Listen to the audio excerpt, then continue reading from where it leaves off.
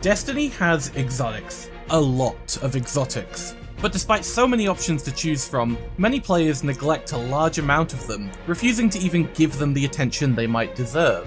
After all, who's to say these exotics can or can't be a viable option in the current meta? I am. Each episode, I'll be giving myself a random underrated exotic for each class, and force myself to create a build that's hopefully both viable for PvE activities and something you've not seen before. Welcome to Destiny Workshop. A somewhat depressing start to this episode, because on Hunter I was given Celestial Nighthawk. If you were playing Hunter 2 or 3 years ago, you know exactly what I mean. Celestial Nighthawk converts either Golden Gun super into a single shot with a 500% damage buff. Any enemy killed will also explode and return a third of the super energy back to you. I tried to avoid any exotic that simply buffed a super when I was creating the exotic pool, because creating a build around that usually just means generating super energy and calling it a day. But I really wanted to see if the previous king of the DPS meta had any chance at reclaiming its throne. For the build, obviously we'll be running solo with Golden Gun, specifically the Marksman variant as it has increased precision damage. We'll also be using Gambler's Dodge, as our melee will be pretty important here. We'll run Knock 'em Down and On Your Mark for no reason other than to give us the max amount of fragment slots. We'll use Ember of Torches combined with your choice of throwing knife to give us Radiant, which Golden Gun does benefit from for even more damage. Combustion will cause an ignition alongside the explosion on any Golden Gun kills. Ember of Char will let ignition spread Scorch, and Ember of Eruption will increase the size of the ignition. Finally, Ember of Wonder will generate an Orb of Power on any ignition multi-kills. The goal of this build is to generate our Golden Gun as often as possible, and use it for ad clear or to take out champions in a group, rather than boss DPS. One kill will cause a chain reaction, destroying anything nearby as if you've just activated your 25 kill streak. To make this more effective, we're going to need help from a few mods. You'll need Nighthawk to be Arc so you can stack 2 hands-on helmet mods. This refunds super energy on melee kills, something the build is already pretty good at. For the rest, we'll be running 1 to 2 melee Wellmakers, Bountiful Wells, Explosive Wellmaker, and Font of Wisdom. This ensures that everything we do is going into our super. For weapons, I'd recommend anything with Incandescent to help cause more ignitions for more Orbs of Power. Weapons with Fresh will also help build up your super. I found this build to be a bit fun in testing, but I quickly came to a disappointing realization. Celestial Nighthawk makes it worse. If you ran this exact same build with full legendary armor, you'd probably have a better time. You'd not only be able to pair it with another exotic like Caliban's Hand, but you'd also get 3 shots instead of just 1. And sure, those shots aren't doing nearly as much damage and may not get the kill, but in most ad clearing situations, it'll work just fine. Another big issue the build suffers from is super regen. Since you're putting all your effort into getting Golden Gun charged, using it becomes an all or nothing situation. If you pop it at the right time, you can usually get a pretty cool reaction. However, mess it up,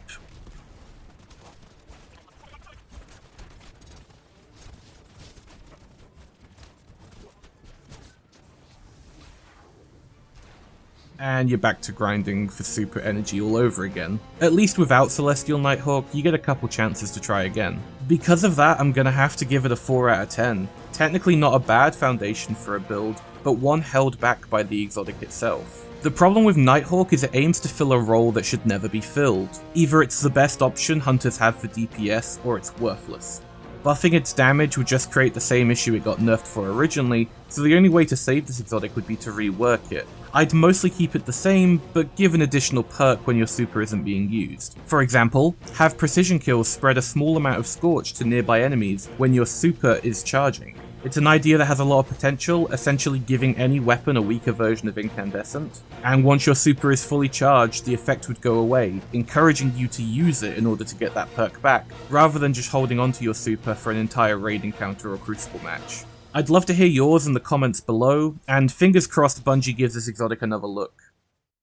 Moving on to Warlock, I was given Fellwinter's Helm. With this helmet equipped, powered melee final blows will apply a 30% weaken to all nearby enemies. The radius and the duration of the weaken effect improves when defeating higher ranks, and most importantly, this effect can also be triggered by finishers, which increases the duration by another 5 seconds. This build took the most consideration out of the 3 today, since Warlocks aren't really known for their damaging melee abilities, but after some testing, I eventually landed on a Void build that I think worked pretty well. Pocket Singularity is the only melee we can use on Void. It doesn't do much damage, but it does push enemies back and apply Volatile to anyone nearby when it detonates. This will help to give us the space and opportunity to follow up with a finisher to activate the weaken effect. For aspects, we'll go with Feed the Void for the additional survivability Devour provides. We'll also use Child of the Old Gods because combining it with a Healing Rift will grant us melee and grenade energy when used on enemies. For fragments, Echo of Obscurity will grant us invisibility after a finisher. Persistence will increase the duration of both Invis and Devour, and will combine Domineering with Suppressor grenades. This isn't too important, but I found it to be a nice way to deal with a large group of adds without killing too many of them,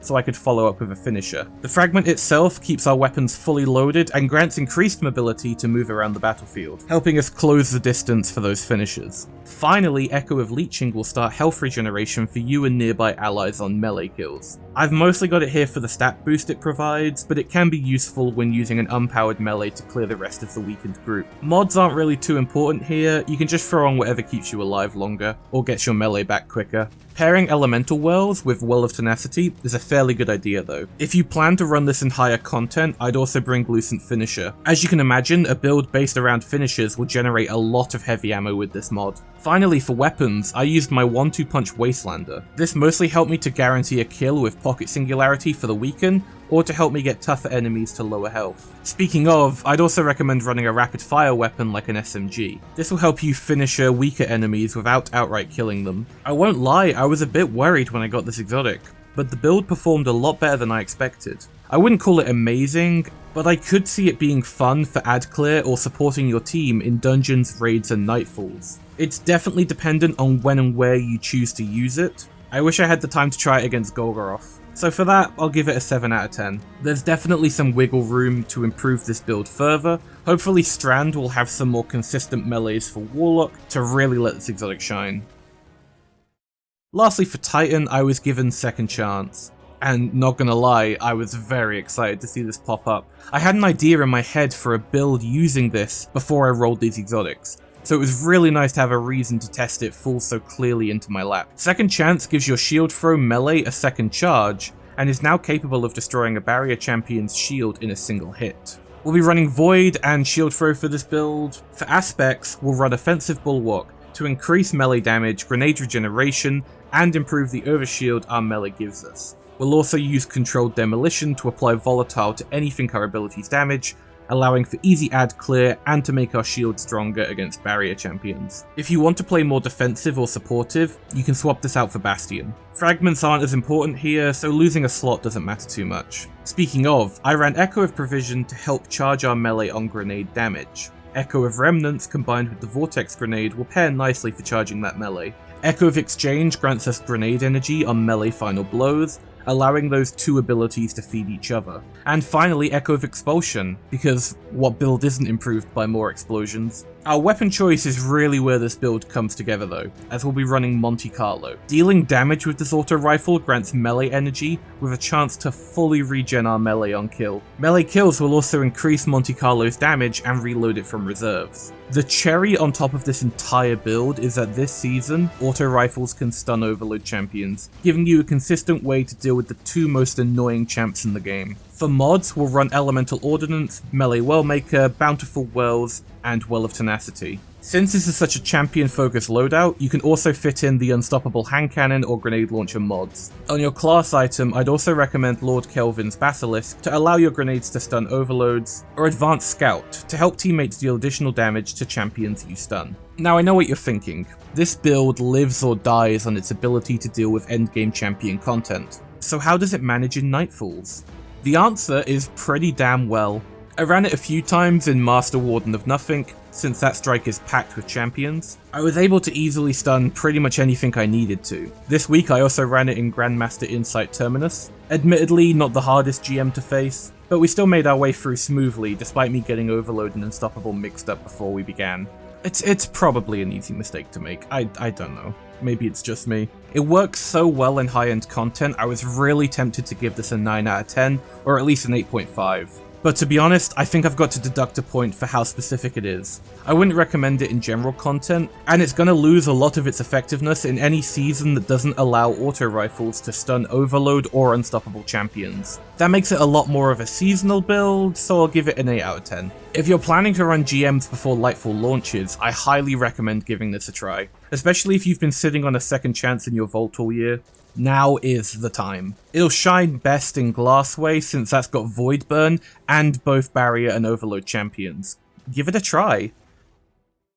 So that's all the builds for today, but unfortunately next time is going to be a little different. While working on this video, Bungie released a blog post detailing build crafting changes coming to Lightfall this year. A lot of it looks great, but unfortunately a lot of what I've said today will also be made irrelevant. It's why I tried not to focus too much on mods for these builds, because a lot of them will be removed or completely overhauled with the new system. I'd already done so much work on this video that I decided to finish it regardless, but it also means this series is taking a sooner than expected hiatus, as there's not much point in starting work on the next episode until March at the earliest. But we'll hopefully have plenty of other content here on the Starcade until then, so stick around. And for now, I've been your host Mallow.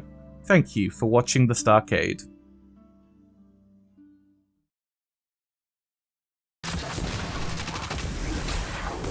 Spin!